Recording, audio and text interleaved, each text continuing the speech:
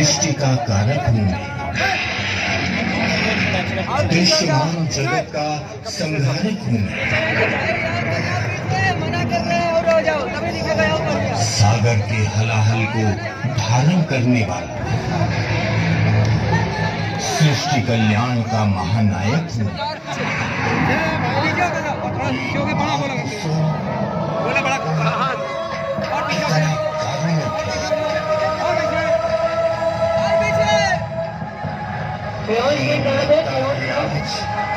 मुझे के लगन से वक्षस्थल फट जाएगा भीषण करुण क्रंदन से।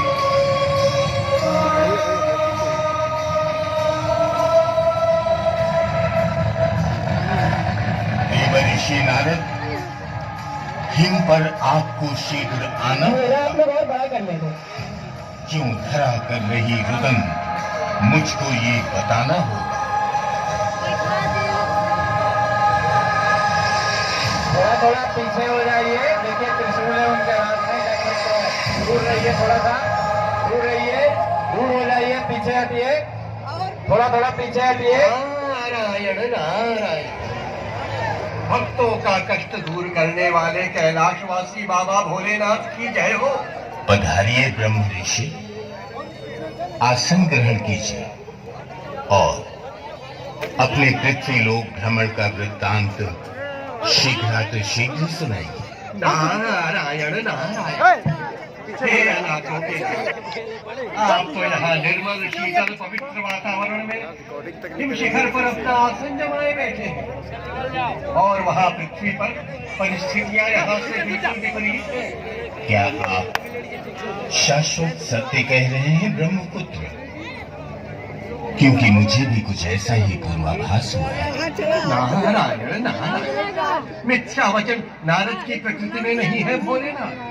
पृथ्वी की परिक्रमा करते समय मैंने जो कुछ भी अपने इन युगल नेत्रों से देखा है, उसी का आंखों देखा हाल कष्टहर्ता को सुनाने आया हूँ। यथा शीघ्र सुनाए ब्रह्म ऋषि, पृथ्वी लोक का सुसमाचार जानने की तीव्र इच्छा है।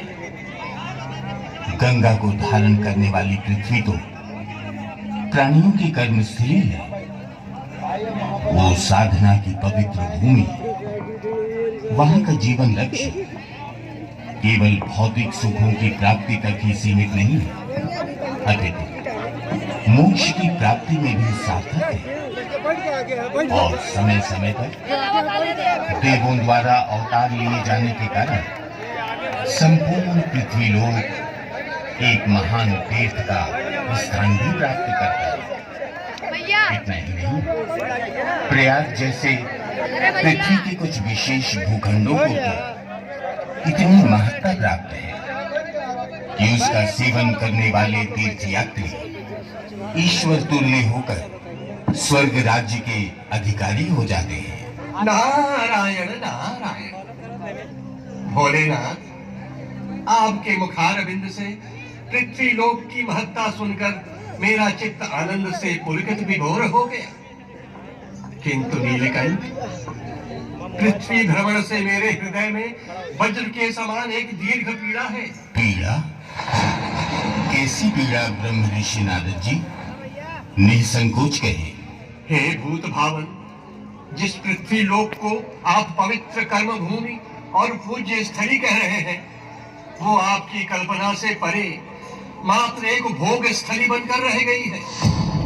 समस्त पृथ्वी लोक में पापाचार, अनाचार और दुराचार का तांडव हो रहा है। ये आप क्या कह रहे हैं ब्रह्म ऋषि?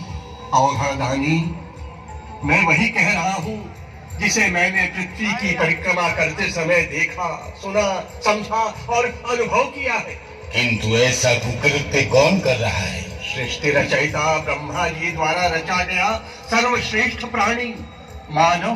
मानव? हाँ, सती के पति मानव।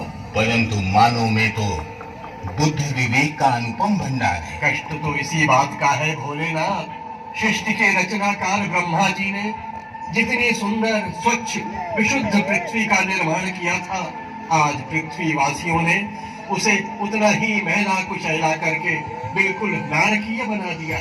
अब आगे क्या कहूँ भोलेनाथ। मन में छुपा के रखने से समस्या का समाधान संभव नहीं होगा ब्रह्मपुत्र।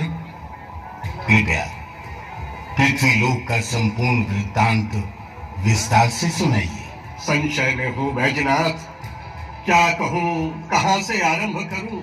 हे समाज सुधारक, सर्वप्रथम तो पृथ्वी लोक के सबसे पवित्र एवं प्राचीनतम नगर प्रयागराज के विषय में बताएं, जिसे श्री ब्रह्मा जी ने धरती पर प्रथम यज्ञ के लिए चुना था, जहां स्वर्ग की सरिता गंगा अपने अमृत रूपी जल से समस्त प्राणियों को अमृतत्व प्रदान कर रही है। देवी गंगा की तो ऐसी महिमा है जिनके दर्शन मात्र से मानव को मुक्ति मिल जाती है। इस हेतु ब्रह्मपुत्र, आप मुझे पहले मोक्षदायिनी गंगा का कुशल क्षेम सुनाएं। शिव त्रिपुरारी, घायल हृदय को क्षमा करें।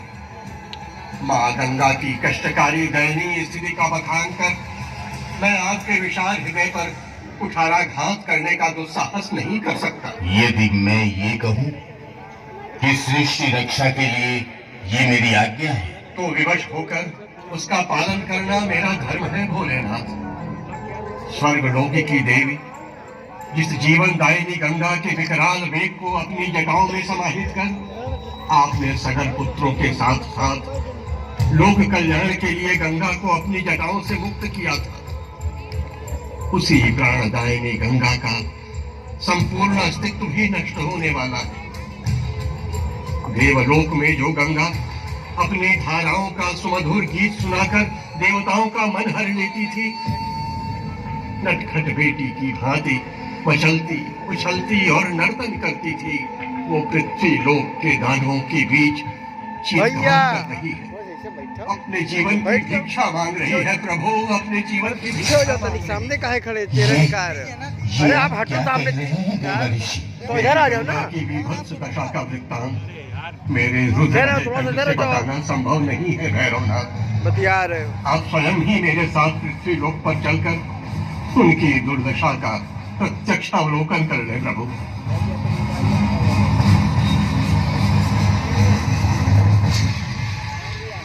देवी गंगा, आपकी ये दशा। हे जगत पिता, हे परमेश्वर, शिव शंकर, त्राई माँ, रक्षा करे प्रभु, रक्षा करे।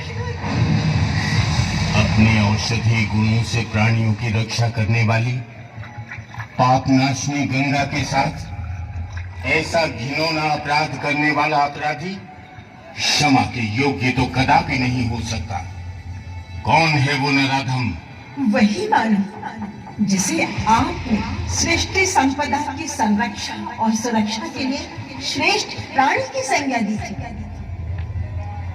मेरी इस दयनीय स्थिति का कारण वही स्वार्थी मानव है पितामह। यदि ऐसा है तो निश्चय ही ऐसा पापी मानव मेरे कोप का भागी होगा, जिसने मेरी पुत्री गंगा के जल समान देह पर हीप से भरे असंख्य घाव दिए। उनके मधु समान जीवन जल में प्रदूषण रूपी विष घोलकर असहनीय सड़ांध पैदा कर असंख्य जल जीवों का नाश किया है। मानव कल्याण के लिए स्वर्ग से पृथ्वी पर आई पुत्री गंगा को मानव ने नर्क से भी विभत्स बना दिया है। ये कैसा धर्म है? धर्म नहीं, अधर्म कहिए पिताश्री। इसी धर्म और कर्म के सहारे पृथ्वी लोकवासियों ने मेरे तट और जल में कल कारखानों से निकलने वाले कचरे और विषैले पानी को मिलाकर मुझ में दुर्गंध भर दी। महानगरों के नाली नालों को मेरी जलधारा से जोड़ दिया। असह्य तो तब और हुआ जब मानव ने मेरे जल व तटों पर मल मूत्र का त्याग करना अपना दैनिक कर्म बना लिया। अपने में प्रियजन पशुओं के शवों के अतिरिक्त शमशान की जलती चिताओं के अवशेषों को मेरे जल में मिलाकर मेरी सांसों को अवरुद्ध कर दिया। हे जग के विधाता, आपकी ये पुत्री गंगा अपमान, तिरस्कार और मानव के सौतेलेपन की पीढ़ियों में जकड़ी हुई है। मेरे जल में व्याप्त प्रदूषण से मेरी गोद में पलने वाले असंख्य जल जीव कचमच तड़प तड़प कर असमय ही मृत्यु को प्राप्त हो जा रहे हैं, किंतु स्वार्थी मानव अब भी नहीं चेत रहा। वर्तमान में भी वो मेरे जीर्ण शीर्ण आंचल में कूड़ा करकट कचरा पन्नियों में भरकर फेंक रहा है। पूजा के बहाने नारियल फूल माला डालकर मेरे व गौ माता के अस्तित्व का समूल नाश करने में जुटा हुआ है, जबकि मैंने सदैव से अपनी संतान की तरह पाला पोसा है। अपने औषधीय गुणों से इसे रोग मुक्त किया है।